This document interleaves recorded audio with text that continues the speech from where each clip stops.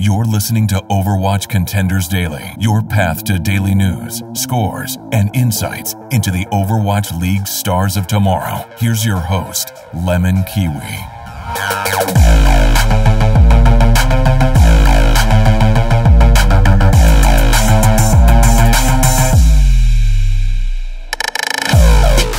Fans, hope you're having a fantastic Wednesday, and I hope this video will make it just a little bit better. My name is LemonKiwi, and this is Overwatch Contenders Daily. Today's episode is a special one for you South American fans out there. In case you missed it, back on Sunday, Brasil Gaming House won the grand finals 4-1 against Isurus Gaming, and of course I've brought on Liko, star DPS player from Brasil Gaming House, to talk about this grand finals, their journey from open division to be the best team in the region, and a little bit about the region for those that don't know much about it. But before we get into my interview with Liko, let's get into some Overwatch Contenders news, where not much going on, but you should mark your calendars for Thursday is the Pacific Region semifinal starting at 7 a.m. Eastern, and on Saturday it's the Pacific Region Grand Finals also at 7 a.m. Eastern, so you should check that out, because obviously I'm going to have an episode on Monday featuring someone special from the Pacific Region. But that's all it for the news. Let's get into my interview with Liko from Brasil Gaming House. So I'm here with, I'm going to try and pronounce this, Felipe Lebrao, aka Liko, DPS player from Brasil Gaming House, who, by the way, congratulations, the South American champions in Contenders Season 1. So how's it going, and how does that win feel to you? Hello, LemonKiwi, thank you very much for the congratulations. I think it feels pretty good. It feels pretty good, especially since we played against our biggest rival, which was Isurus Gaming, also the World Cup team for Argentina, much like most of our team was for Brazil. So I think it feels pretty good. So two strong contenders, no pun intended, did make it to the grand finals. But to start this interview off, of course, congratulations, 4-1 against Isurus, if I'm pronouncing that correctly, in the grand finals. Unfortunately, there's no English stream, so I'm not sure how many of North American viewers or other viewers that are watching this video got to catch the action. But I'll put a link in the description for the VOD. It was an amazing match. But for those that don't follow the South American region, Liko, could you tell us a bit about the region itself and your journey of Brasil Gaming House that came from open division to be the grand finals contenders champions? So our team is probably the oldest team in the scene, and dare I say also the most successful, especially against this last win. I'd say that the core of our roster, which includes myself, Dudu, Alamon, and Neil, we have been together since day one, which was when we bought the game at launch. And we decided to form a team, wow. yeah, just like test the water, you know, and here we are now. Dezinho and Honorado, they came later in our team, but we felt like they fit excellent, so we were very happy about that. When we started playing through open division, we were able to get to the upper bracket finals pretty easily, because the group stage had a lot of weaker teams that can't really pair up against us or the most established teams. And being able to get there, we lost to Isurus Gaming, which was then known as Karma. But on the day that we played Outlanders in the losers bracket finals, Dudu's in the Zenith City was actually flooded. So they cannot play because they didn't have any light at home. And that was very bad for us. But we were able to qualify for contenders anyways, which was our main goal. So I think that we were pretty happy about that. Last a couple weeks ago, I interviewed a Canadian team who went through a snowstorm issue. Yeah. So it's like, depending on where you're from, you got a snowstorm or you got a flooding issue. But sorry, sometimes there's not like anything you can do about it. Dezinho was actually able to play at his friend's house, but Dudu, we played without Dudu, so we couldn't really do much. Mm-hmm. Through this season of contenders, we had the surprise to be put in the very stacked Group A, which had the region's top 4, which was us, Isurus Gaming, Just W, and Black Dragons, which they actually had like the core roster of Pain Gaming right now at the beginning of the season, so before they switched. So it was very stacked. It was a very stacked group. While the other group only had weaker teams and Pain Gaming, but in the end, Nocturne's Gaming was actually a pretty big surprise for everybody with how they played, with how little practice time they had. We were able to top our group, having only lost 3 maps to Isurus in the regular season, and that was actually the only series we dropped the whole tournament. They in turn got forward by Black Dragon, so they lost 5 maps, and that differential was excellent news for us because that determined that we were going to be first in the group. I think we already expected to beat Battalion pretty handily, and because of that, we chose to hide our comps for the semis and finals because we since our games were actually pre-recorded, we played the semis and the finals before we were able to like watch the semis, so we didn't really know what You to can't expect. VOD review or anything. We Yeah. could only watch the quarterfinals, so we were able to hide our comps, and I think that played a pretty big factor into the later stages of the tournament. And happily, we were able to be champions. So were you surprised that Pain didn't make it into the grand finals, or you said that Isurus seemed like a part of the top 4? Yeah, definitely. Most of our screen time is actually against Pain Gaming, so we have very, very similar playstyles. On the other hand, we don't really scrim against Isurus, but we know how strong they are because they used to beat us in pretty much every group stage of every tournament with smaller tournaments in Brazil. Since they formed, they have been pretty strong, but we were able to correct our mistakes for the finals, and I think that was really something that they were not expecting. I don't think they were expecting to lose, to be honest. Yeah, it was a 3-0, and just like looking from the outside, Pain Gaming were undefeated 5-0, so I thought maybe Pain Gaming would make it to the grand finals, but it was Isurus that 3-0'd them to be your competitor in the grand finals, where you guys won 4-1, so that kind of looked easy too. We honestly expected to face Pain Gaming in the finals, actually, based on our experience with them, but they fell short to Isurus, and the thing that went a little bit unnoticed is that they had a lot of connection troubles with like half their team during their match with Isurus, and they couldn't really reschedule it because there was already a set date, and I don't even blame Isurus for that because like they were prepared at the date that you got to be prepared, and they can't really have control over external things. But I don't think that the result really shows how strong Pain Gaming really is, but that's something they're only going to be show at the next at the next contenders, unfortunately for them. Yeah, they had a strong regular season. It's just sad to see they didn't make the grand finals with how strong their showing was. But to get into your actual grand final match, of course, I had said the score was 4-1, but it was in map 2 on Numbani that was your only map loss in the series, where you guys were on defense to start, and you guys held really well. Like, you were popping off on that Pharah, just on fire, whatever you were playing. You were just so good. And you forced Isurus to unlock the payload with only a minute left, and then they finished the map in overtime. You guys had a really strong defense to start, but then you guys played your offense with the exact same composition, and then you guys really struggled with, like, for example, unlocking the payload in overtime, and then you failed to finish the map. So what was different on Numbani, and what did Isurus change to counter you?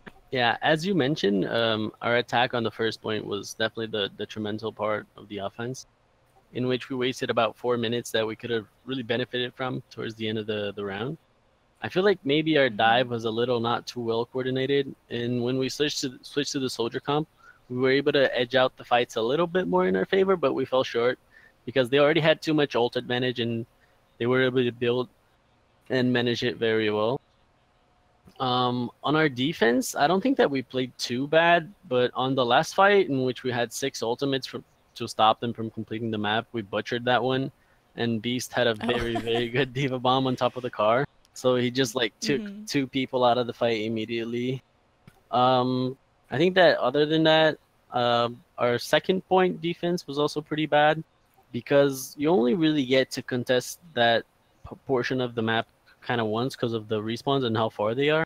So the only good fight that we had, I actually pushed a little bit too aggressively with my Mercy and put him in a bad situation, so he got dove and we lost the fight immediately after that. I think that the thing about Numbani is that it is a very linear map, and people like to run Soldier 76 a lot on it, and historically they have been better than us with Soldier comps, while we're better with Genji comps. So I think that that map really plays into their favor, and I think that they were able to show it in the finals.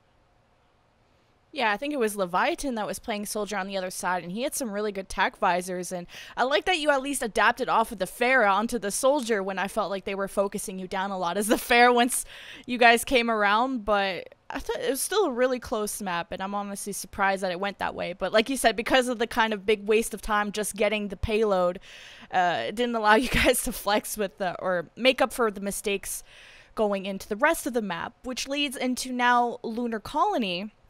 Was another close map where both teams got to finish the map, but Isurus got to finish with, I think it was like 2 minutes more than you guys, so not incremental, but your team still ended up pulling out a win with a full hold on point A. So could you guys tell us maybe about the issues you faced on Lunar Colony running into your offense and how your team was able to stay composed after Numbani to overcome that challenge? Yeah, I think that Lunar Colony is probably our best map of all, not losing it once, despite the large amount of playtime that we had during the whole tournament. Like most teams picked the map, and we were always able to win it.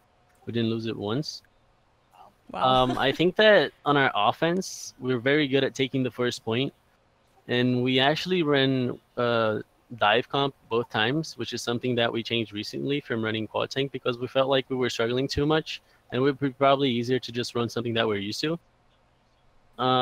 After we capped the first point, we immediately switched to Mercy and Soldier for a second instead of Genji and Lucio, because we try to take the high ground with their Soldier and just shoot down at the enemy team and put pressure into their tanks. But they ran a very good Widowmaker on Leviathan, and he is probably like one of the best Widowmakers in the region, if not the best. Oh, wow. And we were not really able to deal with that too well, because they were coordinating their dives with Nekta on tank and Klaus in the backline with Tracer, and he was doing really well on that too. So like we kept running into a brick wall, but then we decided that to overcome this, we tried to go left side where we could pressure the point and shoot their tanks, and at the same time we could LOS the Widowmaker. So it would put a lot of pressure into Klaus to come and contest me, and then I could punish his mistakes.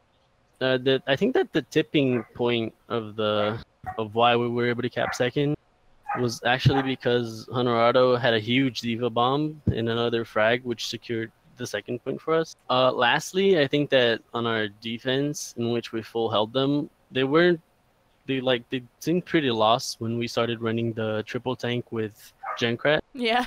Like, which countered. They brought their quad tank, and I was like, oh, it's the all tank fest. Like, we were watching VODs of them, so we knew that they were going to run quad tank because that's what they always did. But we still tried to run our dive on the first defense, but it didn't work too well. They just walked into the point and wiped us. So, since instead of, like, it was pretty weird because instead of just switching to Pharah Mercy, they kept running quad tank, and we were having more success on that because from a defensive point of view, even though they switched to the Junkrat in the end, it's a lot easier to just spam when you're defending because they have a set path that they're gonna take, right?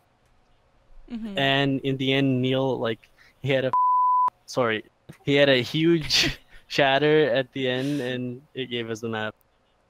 Are you gonna cut that out? I'm so sorry. We'll bleep it out. It's fine.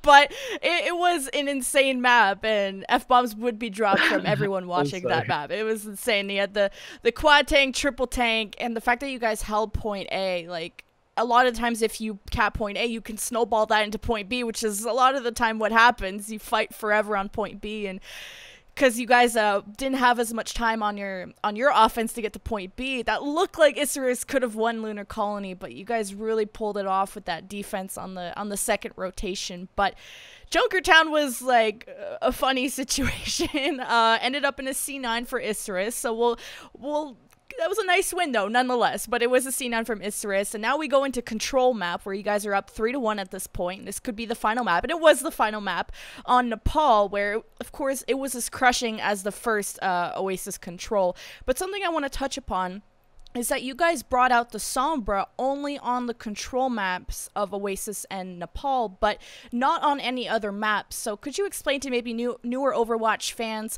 why you guys only run Sombra on control, and what's the best way to utilize her? Yeah, we really like to run dive comp with Sombra and Moira on control maps because we like to play really aggressively, and doing that, We don't give your opponents much time to think or react, which fits very well into our playstyle. And since Overwatch is a very tempo-based game, like you really need to get a good start and start in a good place to keep the momentum later on into the series. So with that comp, you basically have two win conditions, which would be either me getting a good hack as Sombra into anybody that is out of position, and then we proceed to dive and focus them, so that we get quickly a pick advantage, or either that, or we could just survive long enough deathballing with our Moira so that she can charge up her ult and we dive with that. This comp is very good because you can just play everybody together and maybe me just going around behind them as Sombra because I can be more independent. But our supports don't really need much peel, so we can just dive as 6 and it kind of works because Moira and Lucio can also kill pretty effectively.